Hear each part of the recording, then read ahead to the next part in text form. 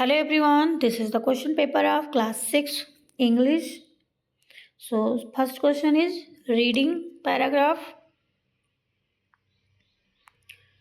Once there was a miser who sold all his possessions and with the money bought a great piece of gold, dug a deep hole at the edge of the garden, and there he buried his gold. Once a day, thereafter, the miser went to the garden, dug up his gold, and embraced to it lovingly. One of the miser's workmen wondered why his master spent so much time in the garden. One day he hid behind a tree and soon discovered the secret of the hidden treasure. The night when the miser was fast asleep, the workman crept into the garden and stole the piece of gold. When the miser found that his gold was gone, he tore his hair and cried aloud in his hopelessness. A neighbor came running to see what the matter was, and the tearful miser told him what had happened. Then the neighbors said, "Pray to stop your weeping. Go and find a stone place. Place the stone in the hole and imagine that it is your piece of gold. The stone will serve your purpose, for you never meant to use the gold anyway. To a miser, what he has is of no more use than what he has not." तो इस passage का मतलब यही है कि एक जो कंजूस था उसने अपने सारी सब कुछ बेच बाच के और उसने सोना खरीद लिया। फिर सोना खरीद कर उसने अपने बगीचे में उसको मिट्टी के नीचे अंदर दबा दिया और फिर एक दिन किसी ने उसकी चोरी भी कर लिया। तो move to the question now, how did the miser get the piece of gold? उसको कैसे गोल्ड मिला? So by selling all he had, उसके पास जो था उसने उसको बेच करके सोना खरीद लिया। Why did miser spend so much time in the garden? क्यों इतना टाइम स्पेंड करता था गार्डन में? To keep an eye on his hidden treasure, मतलब उसकी रखवाली करता था, अपने बगीचे की रखवाली करता था। फिर by whom was the gold stolen, gold किसने चुरा लिया? सो जो माइजर का वर्कमैन था, जो वहाँ पे काम करने वाला था, उसी ने ही उसका गोल्ड चोरी कर लिया। The neighbour advise the miser to put a stone in the hole because, क्यों एडवाइस किया कि आप उसमें स्टोन रख दो? The miser would never use the gold, क्योंकि सोना वो कभी जो मिट्टी में दबा के रखा था वो कभी यूज ना करता, और इसलिए उसके मन को शांति मिले कि उसे सोना रखा हुआ। सो बोला कि वहाँ पे दबा के उसमें रख दो। Hence no difference between the two, क्योंकि अगर आपको उसको कहीं अंदर छुपा के ही रखना तो चाहे वो सोना हो चाहे पत्थर हो, एक ही जैसा है। फिर नेक्स्ट क्वेश्चन है, choose the word which has different meaning. So इसमें से आपको जो डिफरेंट है वो चुनना है। So miser, money, grabber, spendthrift and holder, इसमें से क्या है? स्पेंडथ्रिफ्ट जो है वो डिफरेंट है, इसका मतलब होता है जो पैसा ज़्यादा और बाकी ज़्यादा खर्चा करता है। बाकी सारे क्या हैं? ये सारे सिमिलर हैं। So move to the next question. Next question दूसरा भी पैराग्राफ ही है। Read the passage carefully and answer the questions.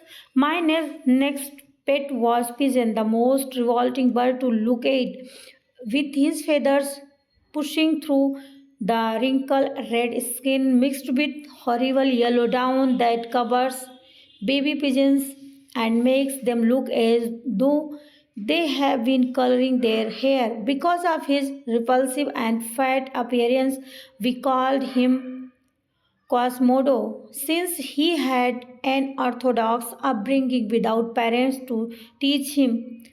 Quasimodo became convinced that he was not a bird at all and refused to fly. He walked everywhere. He had always eager to join us in anything we did. So we would even try to come for a walk with us.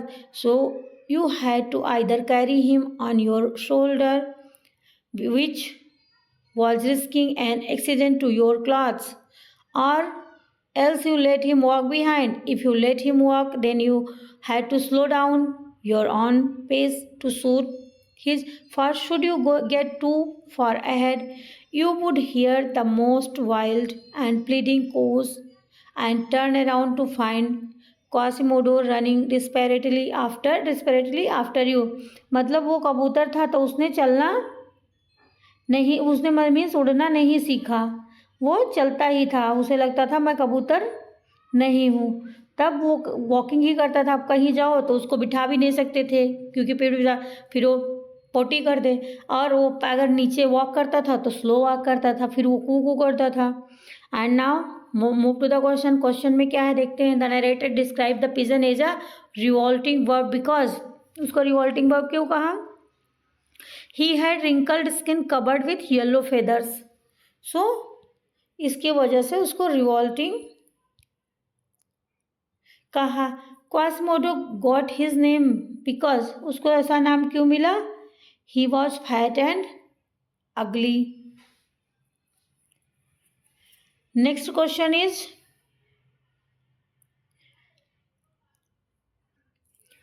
we know that Quasimodo was very always eager to go on walk because, मतलब वो क्यों साथ में जाना चाहता, क्यों walk करने जाना चाहता था? Because he complain loudly if he was not taken along, मतलब उसको साथ में लेकर ना जाओ तो वो आवाज़ करता रहता था, इसके वजह से। फिर नेक्स्ट है कॉस्मोडो प्रोटेक्ट व्हेन ही वॉज, क्या करता था? प्रोटेस्ट व्हेन ही वाज, वो क्यों प्रोटेस्ट करता था? जब उसको पीछे छोड़ दिया जाता था, लेफ्ट बिहाइंड ड्यूरिंग वॉक, जब हम लोग क्योंकि तेज चलते हैं और वो स्लो चलेगा तो वो पीछे छोड़ जाए तो वो चिल्लाता था। नेक्स्ट है the phrase risking an accident to your clothes, इसका मतलब क्या हुआ? रिस्क मतलब उसको उस पर नहीं बिठाते थे शोल्डर पे, क्यों? There was a chance the bird soiling their clothes, so this is the correct answer. Now move to the next question, grammar section. Write an application to the principal of your school asking of the 3 days leave as you are going to Kanpur to meet your grandfather. Means you are going to meet your grandfather and you have to write an application to the principal for 3 days leave. So you have practiced, आपने practice की ही होगी। सो छुट्टी के लिए आपको लिखना है application, और उसमें आपको रीजन ये डाल देना है you are going to meet your grandfather. Next, you are Rohit Reshma monitor of class 6A St Paul public school Lucknow, draft notice informing the student about your last wrist watch.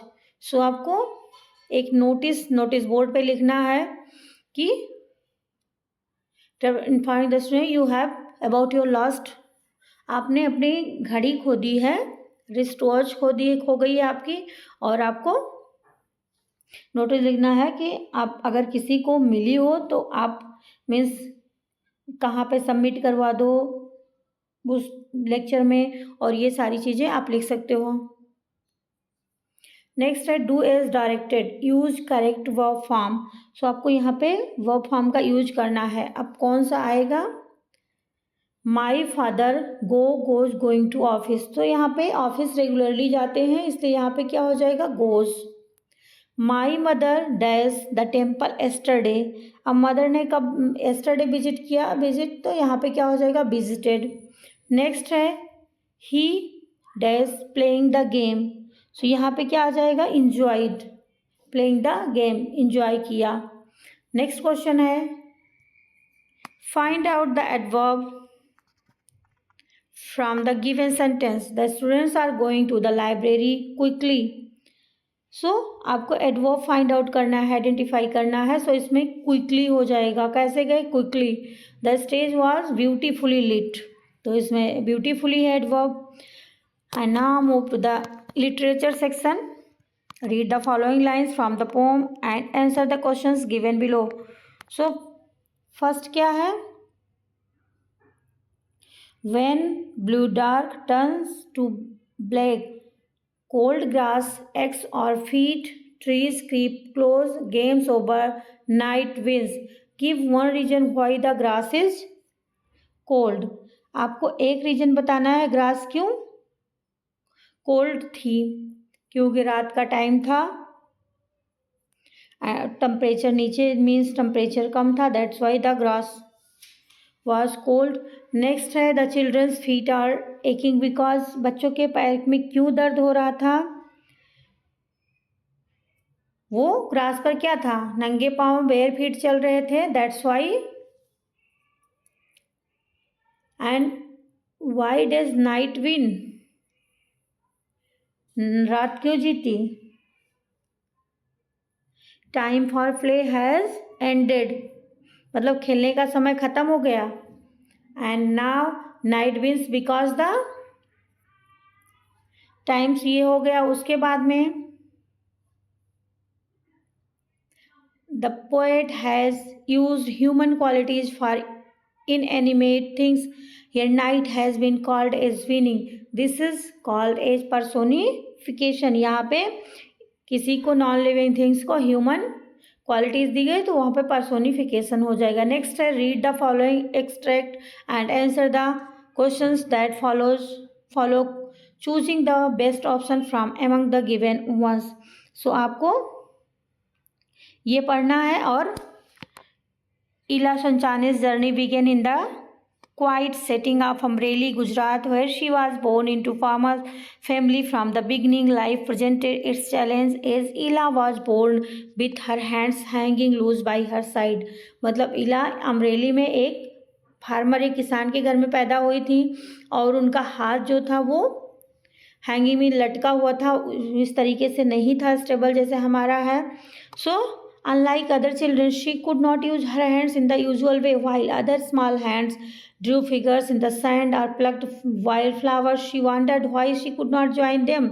She too wanted to hold a chalk on her hand and draw figures on a slate. So, question 1, where did Ila Sanchani's journey begin? कहाँ से शुरू हुई इला की journey? So, Amreli Gujarat, because she was वहाँ पे पैदा हुई थी. नेक्स्ट है क्वेश्चन 2, व्हाट वॉज इला बोर्न इनटू, तो इला कौन से उसमें पैदा हुई थी, तो वो फार्मर की फैमिली में पैदा हुई थी. What physical challenge did Ila face from birth, so उन्हें कौन सी प्रॉब्लम थी, कौन सी फिजिकल प्रॉब्लम थी. She was born with her hands hanging loose by her side. Next question है what did Ila wonder about as a child, क्या wondered she could not join other children in their activities, मतलब वो दूसरे बच्चों की तरीके से एक्टिविटीज़ में पार्टिसिपेट नहीं कर, because she could not pluck flower, she also want to hold the chalk, so that's the problem she was facing from the childhood. Next question है why do you think sporting spirit is important, क्यों आप सोचते हो कि sporting means spirit होनी चाहिए. Because it teach team work, discipline and respect for opponents, मतलब ये टीम वर्क सिखाती है, डिसिप्लिन सिखाती है ओपोनेंट्स एंड, और हमें ये भी सिखाती है कि जीतना हारना मतलब क्या होता है, हार और जीत is a part of game. It helps individual accept victory and defeat gracefully, चाहे हारो चाहे जीतो उसको एक्सेप्ट करना सिखाती है. नेक्स्ट है explain how the title of the story change of heart is suitable, कैसे ये चेंज ऑफ हार्ट कैसे suitable is a suitable title because it describe how a character undergoes a transformation in their thoughts feeling और action, मतलब कैसे एक character transform हो जाता है, चेंज हो जाता है. The story shows a significant change in someone's behaviour proving that change is always possible, मतलब ये एक उसको कितना अच्छे से चेंज कर देता है बच्चे को, इमोशनली और बिहेवियर सारी चीज़ों में वो चेंज हो जाता है. Next explain the idea of unity yoga, so आपको आइडिया लिखना है.